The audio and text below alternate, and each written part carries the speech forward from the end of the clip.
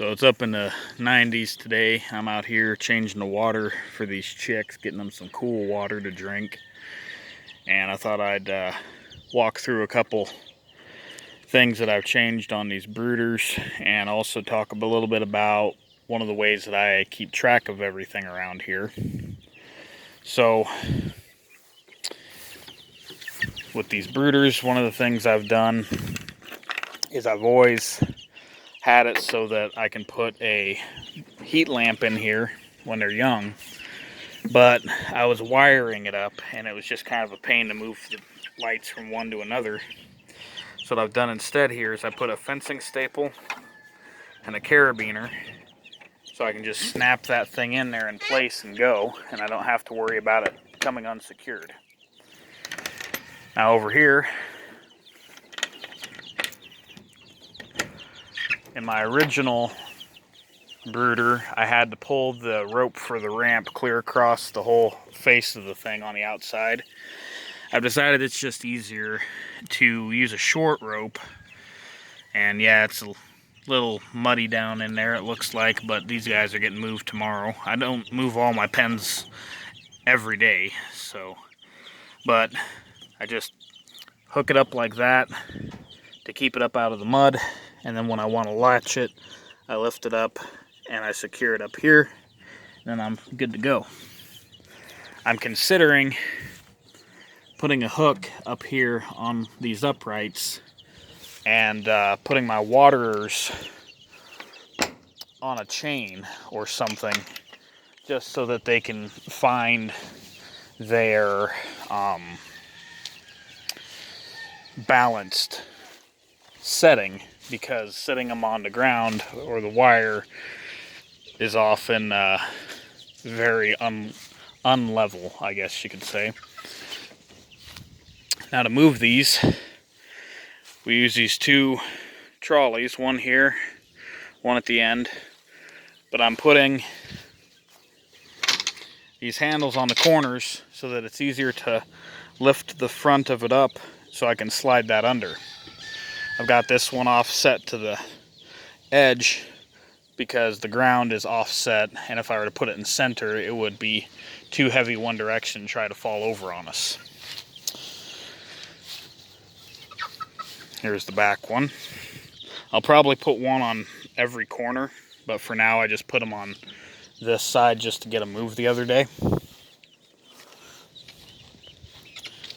But the part that I really wanted to talk to you about here was, how do I keep track of all these groups of chicks as they're growing?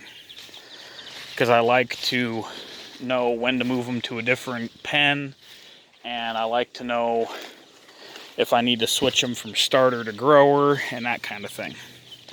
And this is it right here. Ear tags. I just buy some blank ear tags and I write on them set 1, set 2, set 3, whatever. Basically, I figure on keeping the Bantams, the Polish, and the games separate eventually. Right now I've got some groups that are Bantams and games together, so I'm making 3 ear tags for every set. Now, over here I've got one that's got Bantams and games. Okay, it's set 4. That tells me a little bit about them. Well, I just take this wire and then I can move it around to wherever these chicks go. But then on the back I take a piece of duct tape and write when they were hatched and how many hatched at that time. If I lose a few, I still keep it at this number until they get to a certain size, you know, because a little extra room is not going to hurt them. So in this group I've got 17 games and I've got 10 Bantams. And they were hatched on the 1st, and today is, what, the 26th, so they're 25 days old. And then I've got a spreadsheet on my phone that tells me how many square feet every pen I build is, because I build multiples to the same dimensions. And then I made that spreadsheet so that it can tell me how many chicks of games or of Polish or Bantams I can fit in that pen at what ages. Now, I'm going to be taking the games from set 3 and 4 and combining them here before too long. And you can do that when they're young. You just don't want to do it when they're older, because it'll kickstart their territorial behavior. And if you do it when you're young, you can get them to run together a little longer. But also, I'm going to put my Bantams from 2, 3, and 4 together. Now, the reason I'm not putting... Normally, I only go about 2 weeks at a time. I don't like to put big groups together like that. But on set 2, I only hatched one Bantam, and it's a female. So rather than put it with a bunch of older Bantams where there's a good number of males, it will be better off if I put it with a bunch of younger birds. Hope that makes sense. So when I do that, I'll just take another piece of duct tape, and I'll just put it over on here, and I'll just put a 4, or I'll put a 2, 3, and a 4, and then I'll know that that's a combined group. Now next season, I'll just take and put a new piece of duct tape on the back and go over top of it.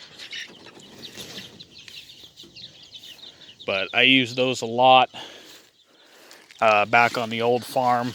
At my old farm, every pen I had was numbered with ear tags. And I had basically a little binder that told me how many birds I could house in everything. So I always knew where to go with the next bunch of chicks. Or if I had an oddball number of them, I could split them up accordingly. So, anyhow, I just thought I'd pass that along. I'm going to get back to watering. Everybody have a good one.